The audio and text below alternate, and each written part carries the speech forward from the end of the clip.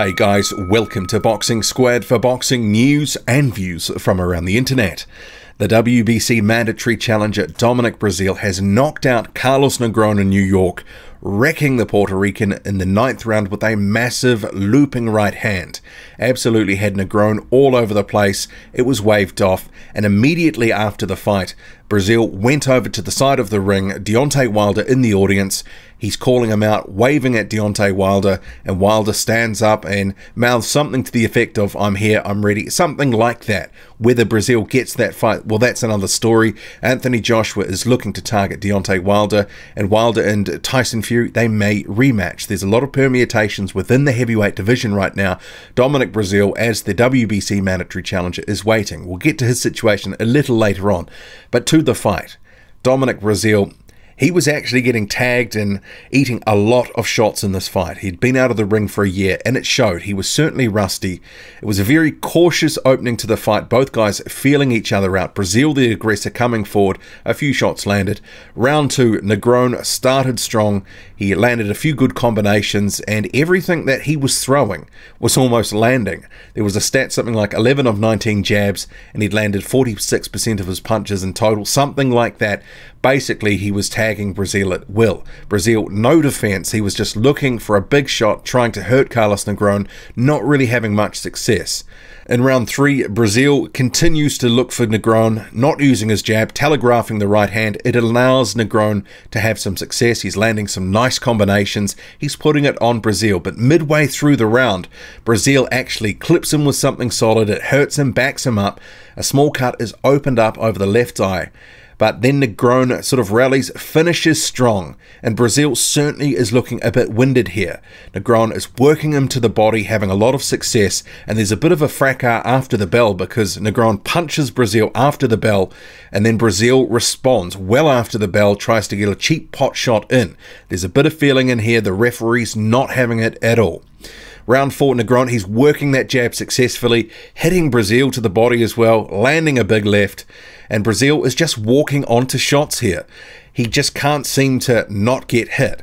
And in my preview video, I said that Carlos Negron could well have some success early on in the fight, and he did. Breazeale was just eating all sorts of punches like it was tic-tacs. He just, Negron at points just couldn't seem to miss, and Breazeale just looking for a good right hand. But he's just, eating shots in the process. There was a good exchange at the end of the round, and Breazeale lands a big shot on the bell, and if that round had have continued, potentially Breazeale could have taken him out. He looked hurt, wobbly legs and such, but by round 5, Negron, he's looking a bit weary. He's not having as much success, and Breazeale continues to be the aggressor, looking for the big shots, but it's more of the same. Looking for the right hand, not really setting it up, not really throwing much of anything else. Not throwing left hooks, not really working the body, just looking for a right hand. Round 6 is almost the same. Round 7, Negron a bit more active, seems to have a bit of a second win, but he's eating a lot of shots. Breazeale still looking for the KO, and that was maybe a Negron round. The previous few clearly Dominic Breazeale rounds. Negron had early success, but he seemed to taper off, seemed to tire, and Breazeale seems to be catching up with him now. Round 8, both guys very tired. Breazeale, he finally starts going to the body, and this was something he should have been doing earlier and often. And Breazeale clearly landing more work his round, and in 9, Negron absolutely wrecked. Out of nowhere, this looping right hand, a bit different to some of the other right hands Breazeale had been throwing. That right hand, it finds a home, and Negron, he is out of there, all over the place. Overall, not a great performance by Dominic Breazeale. He looked a little bit one-paced. He looked a bit rusty. The right hand was telegraphed. Negron knew what to watch out for pretty much for the entire fight.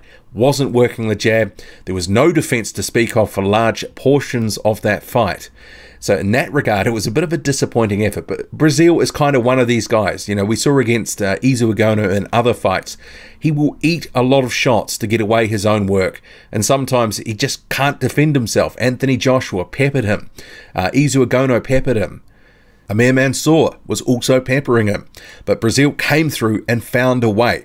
He was never really hurt in this fight. He took a lot of shots, but he didn't really look so hurt that, you know, Negron could have had an opportunity to stop him. But Negron, he actually came better than advertised. I think many of us were expecting that Negron wouldn't last this long. I was thinking somewhere around 4 or 5 rounds, and Breazeale, he was warming into the fight, and certainly by the midway point he was starting to take over and dominate, but he couldn't get him out of there, and maybe some of his conditioning came into that. Breazeale couldn't continue with some of his flurries, but he was, you know, 1-2s here and there, but he wasn't throwing a lot of combinations, some of the stuff he should have been throwing. So he made it a bit easier for Negron, who knew what to expect. But overall, Breazeale gets the win. He moves on. He will maintain his WBC mandatory status, and we'll have to see what happens next. Both he and Dillian Whyte have won their December 22nd fights, and now the WBC is expected to deal with the situation of the mandatory in a ruling, and that could potentially mean an interim title fight. And with Whyte being the #1 rated fighter in the WBC, Breazeale the mandatory, that could be between those two, so we have to see. Dillian Whyte has said that he likes a Dominic Breazeale fight, and I think given on that performance, you'd expect Whyte would have similar success to Negron, or actually potentially more, but he hits considerably harder than Carlos Negron, and you'd imagine if he can land some of his big bombs, especially that left hook, Dominic Breazeale may well be in trouble. We saw with Izu Agono, he was able to put Dominic Breazeale down, but Breazeale keeps coming. So Dillian Whyte would really have to jump on him if he hurts him. But we'll see. It'll be interesting to see what the WBC does here, because if Whyte ends up getting a title shot with Anthony Joshua, well, then that will potentially open the way for a Luis Ortiz and Dominic Breazeale fight. That is, if the WBC creates some sort of interim title. We'll have to see. There's a lot of, you know, moving parts here in the division, but 2019 shapes as a good year for the division. Dominic Breazeale's in the mix. He's going to get a fight of some sort, a big fight, whether that's a title shot or whether that's for an interim title, you know, for a secondary type title here. We'll have to see. What did you make of the fight? I was a little disappointed in Breazeale. It's not completely unexpected. He is sometimes a bit of a walking heavy bag, and he did prove that to, you know, some extent tonight. But, you know, he gets a win. He looked good in spots. Carlos Negron came better than advertised. I enjoyed the fight, but certainly he's got to work on that defense. It's just too leaky. What did you make of it all? Drop a comment, loud and often. Hit like, hit subscribe, follow me on Twitter, boxing_squared. I'm out.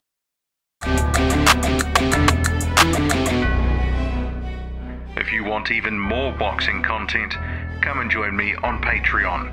Every week on a Sunday, I drop a new video on something topical or thought-provoking from the heavyweight division, ranging from rankings, the business of boxing, the false economy of deluded fanboys, the twists and turns in the division, to assessments of fighters and their statements.